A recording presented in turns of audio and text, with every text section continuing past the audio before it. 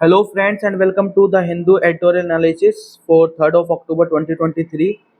तो शुरू करते हैं आज की एनालिसिस। आज थोड़े कुछ अच्छे आर्टिकल्स भी आए हुए हैं, तो चलिए फिर शुरू करते हैं। First is capturing the range, India needs all weather insurance against vagaries of global climate. तो बेसिकली कॉन्टेक्स्ट ये है कि 2018 के बाद जो है पहली बार जो है डेफिसिट मॉनसून जो है वो देखने को मिले थे। अगर जून से सितंबर तक का जो इस साल देखें तो जो रेनफॉल रिसीव हुआ है वो जस्ट 82 सेंटीमीटर रिसीव हुआ था, जो कि नियरली 6% लोअर था देन द 89 सेंटीमीटर जो कि नॉर्मल रेनफॉल माना जाता है। ठीक है ना।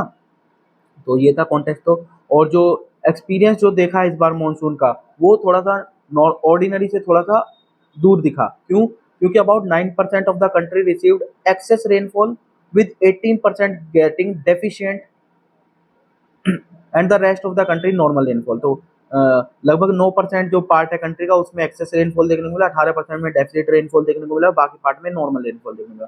तो ये कहीं ना कहीं जो एक एक्स्ट्रा ऑर्डिनरी या नॉट सो ऑर्डिनरी जो कंसिक्वेंसेज हुए हैं वो देखने को मिले हैं, उसके रिगार्डिंग ये है। और अगर स्पेशल और टेम्पोरल वेरिएंस देखें हम मॉनसून का, तो ये हमें कहता है कि the need to invest in more resilient infrastructure that can be an all weather insurance against the increasingly unpredictable vagaries of the global climate. कि हमें जो इंफ्रास्ट्रक्चर है उसको ज़्यादा रेजिलिएंट बनाना पड़ेगा, जो हमें ऑल वेदर मॉनिटरिंग है उसकी जरूरत पड़ेगी, ताकि हमें अर्ली वार्निंग जो है वो मिल सके, ताकि वो जो भी रिलेटेड कंसिक्वेंसेज होते हैं जो मतलब जो वेदर के जो पैटर्न में चेंज होता है उनसे हम एड्रेस कर सकें उन इश्यूज को। ठीक है। Next is gold rush. तो इंडिया जो इम्प्रूव कर रही है परफॉर्मेंस वर्ल्ड स्टेज पे स्पोर्ट्स में, उसके रिगार्डिंग है, क्योंकि एशियन गेम्स में जो है काफ़ी अच्छा परफॉर्मेंस देखने को मिला है। तो हमने जो 50 मेडल का मार्क जो है वो तो पार कर ही लिया है, और अभी जो 100 मेडल की जो रेस में हम लोग जो है वो चल रहे हैं कि 100 मेडल वाली जो लैंडमार्क है उसको भी पार किया जाए। तो संडे को इंडिया ने जो 15 मेडल टोटल लिए, और ये एक रिकॉर्ड बनी है कि सिंगल डे में जो है एशियाड में इंडिया ने जो है सबसे ज़्यादा मेडल लिए हैं, और उसमें से भी 9 जो है वो सिर्फ एथलेटिक्स में से आए हैं। तो यहाँ पे अविनाश साबले जी का मैं जिक्र किया है, जिन्होंने जो 3000 मीटर की स्टीपल चेज में जो है वो पहली बार जो फर्स्ट एथलेटिक्स गोल्ड जो है वो गेम रिकॉर्ड के साथ इंडिया को प्रोवाइड किया है। उसी के साथ एथलेटिक्स जो है इस बार गोल्ड माइन रहा है इंडिया के लिए। लास्ट एक एशियाड जो जकार्ता में था तब भी जो एथलेटिक्स था वो गोल्ड माइन रहा था। इस बार जो है मतलब पिछली बार 16 गोल्ड में से हाफ जो गोल्ड थे वो एथलेटिक्स में आए थे, और जो इस बार जो है शूटिंग जो है वो मेजर कंट्रीब्यूटर रहा है। ठीक है ना, जिसमें 7 गोल्ड जो है अभी तक आ चुके हैं, और जिसमें से 5 गोल्ड जो है वो टीम इवेंट्स में आए हैं। और उसी के साथ वंडरफुल कुछ और भी इवेंट हुए, जैसे कि इक्वेस्ट्रियन ड्रेसेज टीम में जो है उसने गोल्ड लिया है आफ्टर 41 ईयर। तो 41 साल के बाद जो है इसमें गोल्ड आया इंडिया के लिए, तो ये भी एक अच्छी स्टोरी है। तो हालांकि ये है कि चाइना जो है वो काफ़ी ऊपर है, 10 गुना ज़्यादा उसकी मेडल टैली अगर देखें इंडिया से गोल्ड काउंटिंग 10 गुना ज़्यादा है। लेकिन इंडिया के जो यंग स्टार्स हैं उनको उन्होंने काफ़ी कुछ सीखा है कि कैसे अडेप्ट करना है खुद को बिग बड़े स्टेजेस के लिए, और किस तरीके से बेटर प्रिपेयर करना है। ठीक है ना, और फ्यूचर में भी जो है ये इनको हेल्प करने वाला है। तो this is it. Next is the narrative of development and population. तो बेसिकली जो इलेक्शन से पहले के जो इवेंट्स होते हैं कि डेवलपमेंट के लिए बहुत सारे फंड्स रिलीज किए जाते हैं, बहुत सारी स्कीम्स ली जाती हैं, वहीं पे कुछ पॉपुलिज्म से रिलेटेड मेजर्स जो हैं वो स्कीम जो है वो कर दी जाती है। तो उससे रिलेटेड आर्टिकल ऑथर ने यहाँ पे लिखा है। तो वहाँ पे दोनों ही चीज़ों को बताया, पहला डेवलपमेंट ऑब्सेशन बताया कि किस तरीके से डेवलपमेंट का ऑब्सेशन दिखा के वो किया जाता है। तो उसमें ऑथर ने बोला कि एक इजी रूट है to make development as an appealing proposition for voter is to define it narrowly in terms of visible physical infrastructure. कि आप विजिबल फिजिकल इंफ्रास्ट्रक्चर दिखा के आप जो उसको एक तरह से काउंट करा सकते हो कि आपने इतने पुल बना दिए, इतना एक्सप्रेसवे बना दिया आपने, इतने स्कूल्स, इतने हॉस्पिटल, ये सब एक क्वांटिफाइड किया जा रहा है डेवलपमेंट को, कि आप बड़े बड़े फिजिकल इंफ्रास्ट्रक्चर दिखा के आप कर रहे हो। और इसका एडवांटेज क्या है? इस नैरो डेफिनेशन का एग्जांपल ये है कि it can be easily showcased and achievement can be quantified. वही बात कि आप क्वांटिफाई कर सकते हैं चीजों को, आप शोकेस कर सकते हैं कि आपने ये डेवलपमेंट किए हैं। ठीक है ना। वहीं जो आप एक लॉन्ग टर्म के लिए डेवलपमेंट दिखाएंगे उसका इतना ज्यादा इम्पैक्ट दिखेगा नहीं, क्योंकि वो फिजिकली इतना विजिबल नहीं है। जैसे ह्यूमन कैपिटल में अगर आप देखें तो वो लॉन्ग टर्म का एक तरह से डेवलपमेंट है। ठीक है ना। उसने फिर कहा है equating development to visible mega infrastructure could over time become a dangerous obsession for 2 reason. लेकिन लॉन्ग टर्म में अगर देखें तो यही ऑब्सेशन जो है वो डेंजरस हो सकता है, और उसके 2 कारण मेन ऑथर ने बताए हैं। पहला ये, जो सुटेबिलिटी है ऑफ इन सब प्रोजेक्ट की for the specific geographic location और users is often overstated without realistically assessing long term environmental consequence, जो लॉन्ग टर्म में एनवायरमेंट पे कंसिक्वेंस हो रहे हैं उनको ध्यान नहीं दिया जाता, उनके इम्प्लीकेशंस को ध्यान में नहीं दिया जाता। जो प्रेजेंट और फ्यूचर जनरेशन है उनका लाइवलीहुड किस तरीके से इम्पैक्ट होने वाला है इन प्रोजेक्ट से या इंफ्रास्ट्रक्चर से, उसको नहीं देखा जाता है, ठीक है ना। दूसरा जो ऑथर ने यहाँ पे बताया रीजन, वो ये बताया है डेंजरस कारण, कि जो मैकेनिज्म है of financing mega infrastructure are often on the assumption of exaggerated revenue equals from multiplier effect. ये माना जाता है कि इसका मल्टीप्लायर इफेक्ट होगा और उससे जो है कि रेवेन्यू जो है वो काफी हाई लेवल पे बढ़ जाएगी, लेकिन जो cost and flattened cost without any time and cost overrun, लेकिन वही है कि उसका टाइम एंड कॉस्ट ओवररन को नहीं देखा जाता, सिर्फ उनको इस एजम्पशन के साथ मेगा इंफ्रास्ट्रक्चर प्रोजेक्ट को बनाया जाता है। तो इसके ऑथर ने यहाँ पे दो एग्जांपल दिए हैं जिनकी वजह से फिस्कल बर्डन भी बढ़ा है, साथ साथ जो एनवायरमेंटल कंसिक्वेंसेज है वो भी लॉन्ग टर्म में काफी ज्यादा उन्होंने परेशान किया। जैसे हिमाचल में अगर आप देखें तो बहुत सारे फ्लैश फ्लड्स हुए, लैंडस्लाइड्स हुए, ठीक है ना, क्लाउड बर्स्ट हुए, रिलेंटलेस रेन देखने को मिले, क्लाइमेट क्राइसिस देखने को मिले। दूसरा एग्जांपल उसने यहाँ पे उत्तराखंड का दिया है, जो 2013 में वहाँ पे डिजास्टर आया था। तो ये कहीं ना कहीं ये जो लॉन्ग टर्म के जो कंसिक्वेंसेज है उनको ध्यान में ना रखे जो मेगा इंफ्रास्ट्रक्चर को प्रमोट किया गया है, डेवलपमेंट को इस तरीके से, अनसस्टेनेबल डेवलपमेंट को इस तरह से प्रमोट किया है, उसके रिगार्डिंग उसने यहाँ पे कंसर्न जताई है। दूसरा जो है पॉपुलिज्म का एग्जाम्पल दिया। पॉपुलिज्म आपको सबको पता होना चाहिए, ऐसी वेलफेयर मेजर्स या ऐसी चीज जो मेजोरिटी ऑफ द पीपल को ध्यान में रख के बनाई जाती है, ठीक है ना, लेकिन वहां पे वही है कि माइनॉरिटी जो है उसको आप कुछ नहीं दे रहे हैं। तो पॉपुलिज्म के दो डायमेंशन है, पहला पॉलिटिकल है और दूसरा इकोनॉमिक है। जो यहाँ पे एक दानी रोड्रिक है, ये पॉलिटिकल इकोनॉमिस्ट है, हार्वर्ड यूनिवर्सिटी, उन्होंने ये बताया कि the distinctive trait of populism is that it claims to represent and speak for the people which is assume to be unified by a common interest. ये populism की definition उन्होंने बताया कि एक कॉमन इंटरेस्ट से जो लोग यूनिफाइड है उनके इंटरेस्ट को रिप्रेजेंट करने, उनके लिए बोलने वाले या स्पीक करने को रिप्रेजेंट करने के जो है वो पॉपुलिज्म कहा जाता है। This common interest the popular will, जिसको हम जानते हैं, is in turn set against the enemies of the people. लेकिन वही दूसरा जो ग्रुप है, जो माइनॉरिटीज है या जो फॉरनर्स हैं, उनको एक तरह से एनिमीज ऑफ द पीपल देखा जाता है। तो जो राइट विंग के पॉपुलिस्ट हैं वो इसको as against the enemies of people बताते हैं, और वहीं पे जो लेफ्ट विंग के पॉपुलिस्ट हैं वो इनको अगेंस्ट द फाइनेंशियल एलिट्स बताते हैं, ठीक है ना। तो ये केस है। दूसरा, since they claim to represent the people at large, populist abhor restraints on the political executive, they see limits on their exercise of power as necessarily undermining the popular will। कि जो भी रेस्ट्रेंट्स उन पे लगाए जा रहे हैं वो कहते हैं कि ये पॉपुलर विल को एक तरह से कहीं ना कहीं दबाने के लिए जो है वो उनके अगेंस्ट वो रिस्ट्रेंट या बाधा का काम कर रहे हैं। वहीं पे जो इकोनॉमिक पॉपुलिस्ट हैं वो भी डिसफेवर करते हैं रिस्ट्रेंट्स को, या जो भी हम लिमिट्स लगाते हैं उनको, on the conduct of economic policy as restraints in general narrow their policy option. वो कहते हैं कि ये जो जनरली आप रिस्ट्रेंट लगाते हैं वो कहीं ना कहीं उनकी पॉलिसी को नैरो बना देते हैं, जो उनके ऑप्शन है पॉलिसी के लिए वो उनको नैरो कर देते हैं।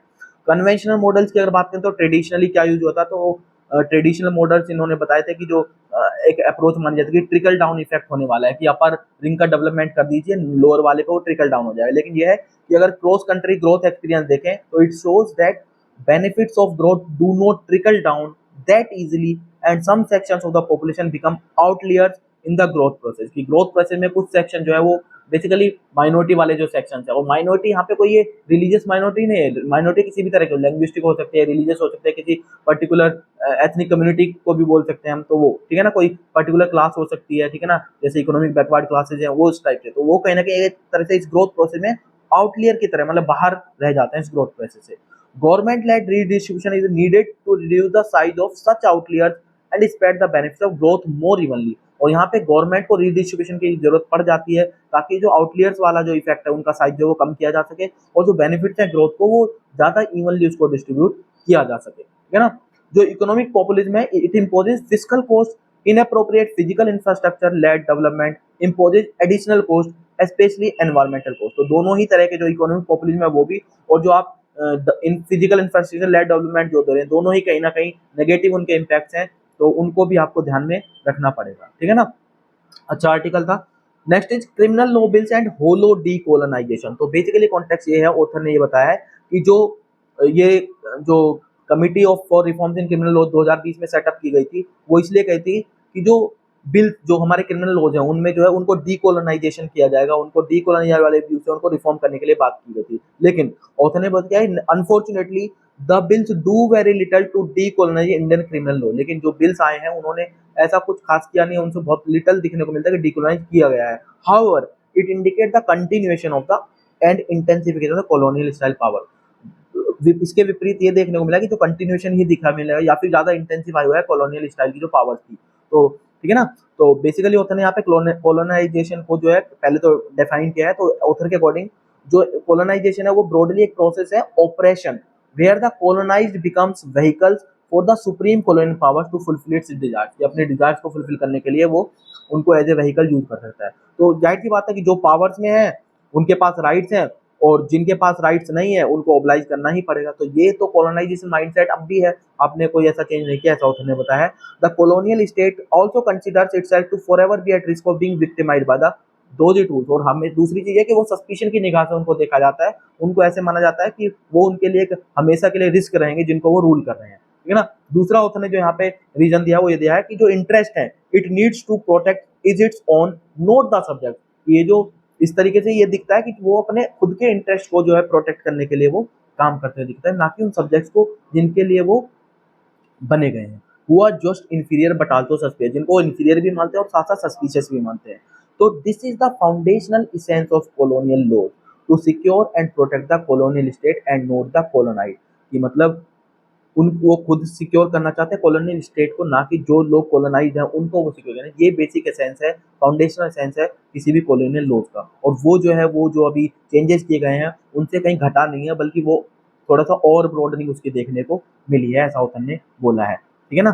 तीसरा यहाँ पे हाँ ऑथर ने ये भी बोला है कि through the major changes in the bills run twin threads which severely compromise people and simultaneously arm the state against them. एक तरह से लोग तो कॉम्प्रोमाइज हुए, उनकी सिक्योरिटी या उनके जो राइट थे वो कॉम्प्रोमाइज हुए, और साथ साथ स्टेट को जो और ज्यादा पावर मिल गई है उनके अगेंस्ट यूज करने के लिए। ठीक है ना।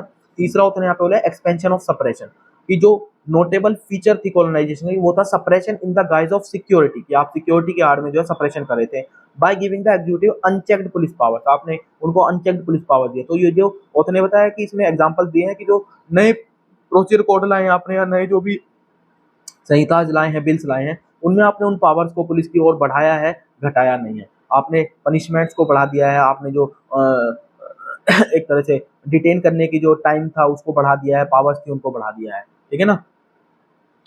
विदाउट रीओरिएंटिंग, फिर फाइनल ऑथर ने सजेस्ट क्या किया कि without reorienting the foundational perspective of these institutions दो calls for decolonisation will remain vacuous. कि जब तक जो है फाउंडेशनल पर्सपेक्टिव को आप रीओरिएंट नहीं करते हैं तो चाहे आप कितना भी ट्राई करें, जो डीकोलोनाइजेशन को आप हटाने की बात करें, डीकोलोनाइजेशन वाली जो थ्योरी है या फिलोसफी उसको हटाने की बात करें, वो कहीं ना कहीं उसमें वैक्यूम अभी भी रहेगा ही। ठीक है ना।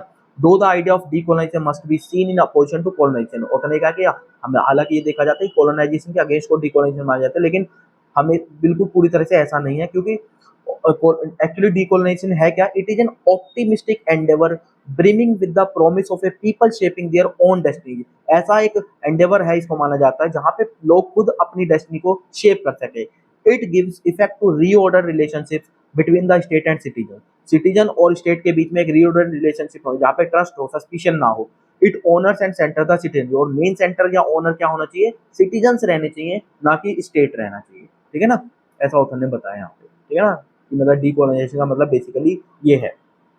Next is building BRICS for the future. तो ब्रिक्स में आपको सभी को पता होगा 6 नए मेंबर जो है वो इंक्लूड किए गए थे साउथ अफ्रीका में जो ब्रिक्स समिट हुआ था उसमें। तो ऑथर ने यहाँ पे कहा कि सिर्फ हमें, बहुत से लोग जो है वो ये देखते हैं कि प्रोडक्टिव रिजल्ट जो है आने वाले हैं, मीटिंग के काफी हुए नहीं, लेकिन ऑथर ने कहा कि हमें ये देखना चाहिए कि इवोल्यूशन कैसे हुआ है ब्रिक्स का, कि हम सिर्फ इस वन मीटिंग से नहीं उसको देखना चाहिए, जो साउथ अफ्रीका में 6 नए मेंबर जोड़े हैं उससे नहीं देखना चाहिए, हमें बेसिकली समझना चाहिए इवोल्यूशन कैसे हुआ है। तो ऑथर ने कहा कि सबसे पहले देखें तो इकोनॉमिक कंपल्सन था, क्योंकि जो ब्रिक्स है वो इकोनॉमिक कंपल्सन की वजह से हुआ है। कोई मिलिट्री या सिक्योरिटी सपोर्ट नहीं प्रोवाइड करता है कंट्री को, ना ही ये मिलिट्री या सिक्योरिटी पर्पज से बनाया गया था। ठीक है ना। ये बेसिकली बनाया गया था इकोनॉमिक पर्पज से। ठीक है ना। और जो जीडीपी है ब्रिक्स की, वो अभी अगर देखें तो now 36% of the global GDP, और जो पॉपुलेशन है वो मेंबर्स की वो हो जाएगी 2050 में 47% ऑफ द वर्ल्ड। तो यानी कि आप देख सकते हैं इकोनॉमिक कितना रोल है इसमें, और कितनी ज्यादा जो पॉपुलेशन है उसको रिप्रेजेंट करता है ग्लोबल लेवल पे ये ब्रिक्स वाला। ठीक है ना। दूसरा जो ऑथर ने बताया इवोल्यूशन में, ये वो बताया कि जो 2 मेंबर्स है ब्रिक्स के वो है इंडिया और चाइना, जो कि लगभग 1/3 जो वर्ल्ड पॉपुलेशन है वो इन्हीं दोनों कंट्री के अंदर है। तो ये दोनों कंट्रीज ये फास्टेस्ट ग्रोइंग इकोनॉमीज भी हैं, और ये एक्सपेक्ट किया जा रहा है कि ये टॉप 3 इकोनॉमीज में जो है वर्ल्ड की 2030 में ये दोनों कंट्रीज आने वाली है। तो इसलिए भी ब्रिक्स का इंपॉर्टेंस बढ़ जाता है। फिर while India and China have bilateral challenge, ये जरूर है कि दोनों कंट्रीज के बीच में आपस में बायलैटरल चैलेंजेस बहुत सारे हैं, ठीक है ना, डिप्लोमेटिक लेवल पे देख सकते हैं आप, बॉर्डर लेवल पे देख सकते हैं, लेकिन जो ट्रेड है दोनों कंट्रीज के बीच में it has continue to grow significant, लेकिन वो कभी भी इफेक्ट नहीं हुआ, वो सिग्निफिकेंट उसमें आपको ग्रोथ देखने को मिलेगी, ठीक है ना। फिर तीसरा जो ऑथर ने एक और बताया, थर्ड रीजन, वो ये बताया कि सर्च फॉर एन अल्टरनेटिव। कुछ पोलराइजेशन जरूर देखने को मिला है कि यूएस और बाकी जो पार्ट्स हैं वर्ल्ड के उनमें, लेकिन तो इसलिए जो बाकी कंट्रीज है वो एक अल्टरनेटिव ढूंढ रहे हैं कि उनके पास कोई अल्टरनेटिव होना चाहिए। तो कंट्रीज ये चाहती हैं want to be a part of grouping that involves China too, countries ये चाहती है कि वो चाइना का भी पार्ट हो, क्योंकि आप देखें तो यूएस और चाइना की रिवलरी काफी टाइम से चल रही है, डेवलपमेंट, वो एक दूसरे को आउटराइड करना चाह रहे हैं। तो क्योंकि ब्रिक्स में ग्रुप में चाइना भी है, और चाइना है लेकिन वो डोमिनेंट प्लेयर नहीं है, क्योंकि डेमोक्रेटिक कंट्रीज जैसे कि इंडिया, साउथ अफ्रीका, ब्राजील, ये भी जो है काउंटर वेट प्रोवाइड कर रही है, तो चाइना है, चाइना का पार्ट जो कंट्री बनना चाहती है वो उसमें देख सकती हैं। और साथ साथ नहीं है कि चाइना ऑल पावरफुल है इस ग्रुपिंग में, चाइना को क्योंकि काउंटर वेट करने के लिए इंडिया, साउथ अफ्रीका और ब्राजील जैसी डेमोक्रेटिक कंट्रीज भी हैं, ठीक है ना। फिर कुछ जो सर्च अल्टरनेटिव वो ऐसे ही है जैसे कि नॉन अलाइंड मूवमेंट की तरह था, जब पे जो दो पोल्स में बाइपोलर वर्ल्ड में बट गया, तो लोग नॉन अलाइंड मूवमेंट में लोगों ने अपने भविष्य को देखा कि वो एक किसी भी ग्रुपिंग का पार्ट ना बन के, ठीक है ना। चौथा रीजन बताया था, US dollar has been the dominant global currency all this time, पूरे टाइम अगर देखें तो डोमिनेंट करेंसी की तरह रहा है, ग्लोबल करेंसी की तरह यूएस डॉलर रहा है। तो अभी अगर आप देखें तो इंडिया और चाइना दोनों ही डिजिटल करेंसी की तरफ बढ़े, और दोनों ही कंट्री चाह रही हैं कि उनके खुद के जो खुद की उनकी लोकल करेंसीज है उनमें वो इन्वेस्टमेंट किया जाए, उनमें ट्रेड किया जाए, उसको प्रमोट भी कर रही हैं। तो ब्रिक्स जो है they can push their own currencies as alternative currencies to the dollar, इस ब्रिक्स के माध्यम से वो अपनी खुद की करेंसीज को जो है अल्टरनेटिव के रूप में प्रेजेंट कर सकती हैं, और काफी कंट्रीज को फेवर भी कर रही हैं, ठीक है ना। लास्ट फाइनली जो लास्ट बताया उसने बताया कंटिनेंट ऑफ द फ्यूचर, कि जो कॉन्टिनेंट है फ्यूचर का उसको माना जा रहा है इकोनॉमिक ग्रोथ के लिए, वो माना जा रहा है अफ्रीका को, तो अफ्रीकन कंट्रीज को मेंबर बनाया जा रहा है। तो इसलिए भी जो है ये पांचवा जो इंपॉर्टेंट रीजन है कि आपको जो है ब्रिक्स का इंपॉर्टेंस बढ़ रहा है, और लॉन्ग रन में जो है आप देखें कि ये ग्रुप है ये फ्यूचर के लिए ग्रुप है, ये कोई ऐसा नहीं कि शॉर्ट टर्म के लिए ग्रुपिंग बनी हुई है, ये लॉन्ग रन में जो है काफी इंपॉर्टेंट रोल प्ले करने वाला है।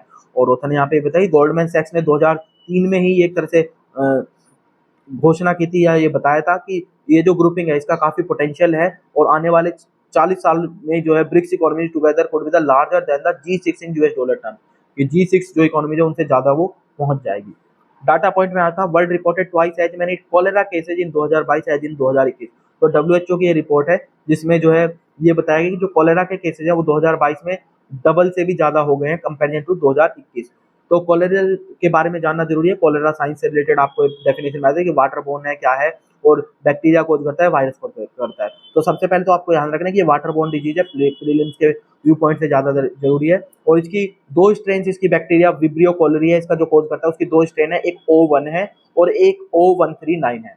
तो मोस्ट ऑफ द केसेज जो है वो O1 से आता है, क्योंकि O139 बहुत रेयर है, और एशिया के आउटसाइड कोई भी केस जो है वो आउटब्रेक का O139 से रिकॉर्ड नहीं किया गया है। तो ये तो हमने बता दिया कि 2022 में जो है दुगने से भी ज्यादा केस जो है रिकॉर्ड हुए हैं कॉलरा के। फिर अगर 2019 के बाद जो है डिक्लाइनिंग प्रेवलेंस जरूर देखने को मिला था, लेकिन जो रिवर्सल हुआ है 2000 कॉम्प्लिकेट सा टारगेट डब्ल्यूएचओ स्पेंड 2017 में जो डब्ल्यूएचओ ने टारगेट दिया कि 90% जो कोलेरा डेथ है वर्ल्ड वाइड 2030 तक हम उसको कम कर देंगे, तो वो जो रिवर्सल की वजह से वो जो टारगेट अचीव करना है वो मुश्किल दिख रहा है।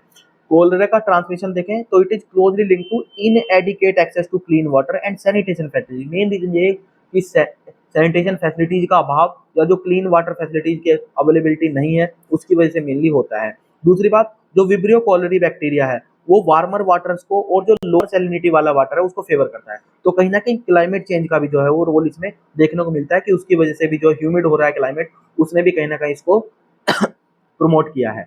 जून 2023 में स्टडी की गई थी यूनिवर्सिटी ऑफ फ्लोरिडा के द्वारा, उसने ये बताया था कि जो विब्रियो पैथोजेंस है these have a unique ability to stick to microplastics and that these microbes might be adapting to plastic, कहीं ना कहीं वो प्लास्टिक में भी अडेप्ट कर रहे हैं, और उससे भी जो ओपन सी एरिया है जहाँ पे आपको माइक्रोप्लास्टिक या प्लास्टिक देखने को मिलेगा वहाँ पे भी उसका स्कोर बढ़ गया है। मोस्ट कोलेरा केसेज जो है वो continue to be reported from Africa and Asia, ज्यादातर एशिया और अफ्रीका से आए हैं, और जो यूरोपियन कंट्रीज हैं वहाँ से बहुत फ्यू जो है वो केसेज जो है मिले हैं, देखने को मिले हैं। वहीं अफ्रीका में देखें तो cases were more spread out in 2022 than they were in 2021। Africa में 2022 में ज्यादा केसेज बढ़े हैं इन कंपैरिजन टू 2021। हालांकि जो पहले था वो ये था कि सारे केसेस कहीं ना कहीं एक पर्टिकुलर कंट्री में जो है वो ज़्यादातर आउटब्रेक देखने को मिले, लेकिन अब ये है कि किसी भी कंट्री में जो है वो 25% से जो है वो ज़्यादा केसेस देखने को मिला है, नहीं मिला है, और 30% डेथ जो है वो किसी भी पर्टिकुलर एक कंट्री में नहीं हुए हैं। लेकिन 2021-22 की बात करें तो continent reported 29% fewer cases and 50% fewer death. तो 29% फ्यू केसेज मिले हैं और 52% जो है वो फ्यूअर डेथ मिले हैं। लेकिन जो रीजनल वो बढ़ रहा है कि कंट्री ज़्यादा इफेक्टेड हो रही है, वो थोड़ा सा देखने वाला है। 2022 में देखें तो जो दोनों नंबर ऑफ केसेज और जो नंबर ऑफ डेथ्स हैं, all other countries that reported data more than double, उन कंट्रीज में डबल से भी ज़्यादा हो गया है। तो इसी तरह से एशिया में देखें तो लेबनान और सीरिया में जो है उन्होंने रिपोर्ट किया था, but all for the first time in a decade, decade में पहली बार इन दोनों कंट्रीज में जो है वो ये कोलेरा के केसेस देखने को मिले हैं। लेकिन एक सिल्वर लाइनिंग भी बताई ऑथर ने यहाँ पे कि जो 20% ऑफ द कंट्रीज है that declared case in 2021 reported using rapid diagnostic test, 56% did so in 2022। ये उन्होंने टेस्टिंग जो है वो काफी ज्यादा थोड़ी सी देखने को मिली, ये एक सिल्वर लाइनिंग है, टेस्टिंग डायग्नोस्टिक्स बढ़ी है। टेक्स्ट एंड कॉन्टेक्स्ट में आज के दो आर्टिकल हैं, counting deaths in India's prisons. तो जो ये ऑफिशियल प्रिजन स्टैटिस्टिक्स इंडिया की रिपोर्ट जो है वो आई है, उसके रिगार्डिंग ये है। और यहाँ पे मेनली जो उसने बताया कि यूपी में जो है हाईएस्ट नंबर ऑफ सुसाइड जो रिकॉर्ड किए हैं बिटवीन 2017 एंड 2021 में, ये प्रिजन के अंदर जो डेथ हो रही है उनकी बात हो रही है।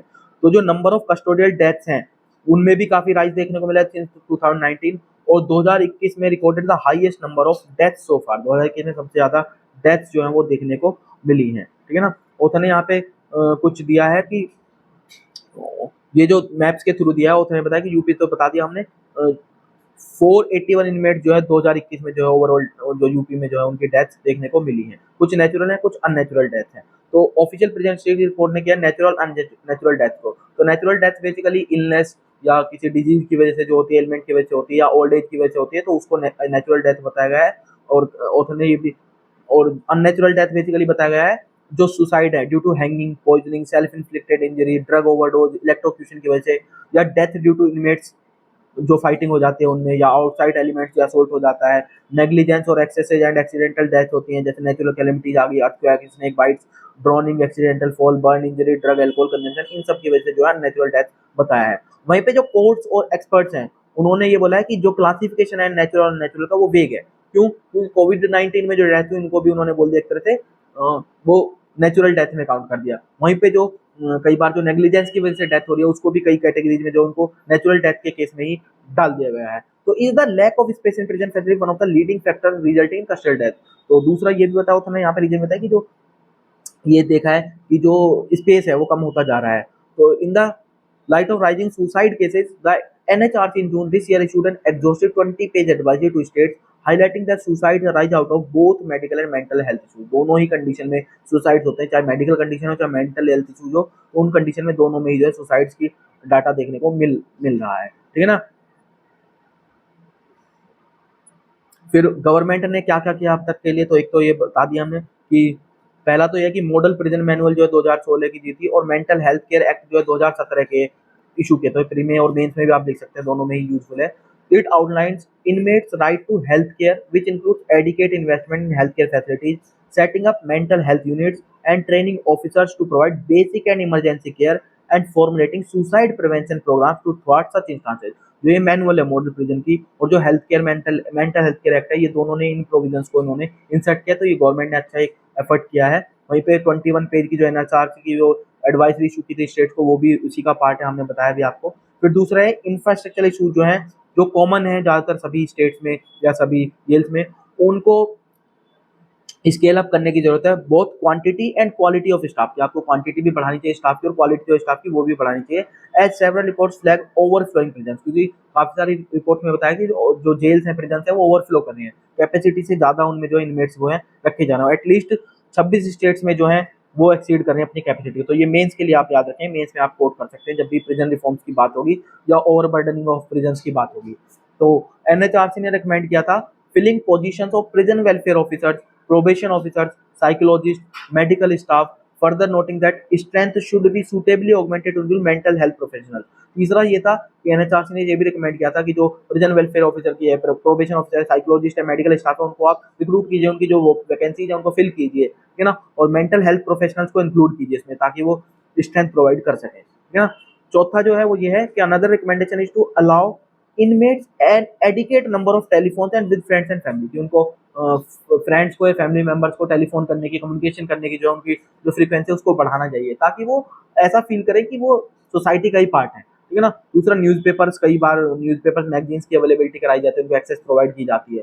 फिर to prevent suicide specifically, guidelines recommend a strict check on tools such as ropes, glass, wooden ladders, इस तरह के टूल जो भी अवेलेबल हैं जिनसे सुसाइड किया जा सकता है, उन सब पे चेक देखना पड़ेगा।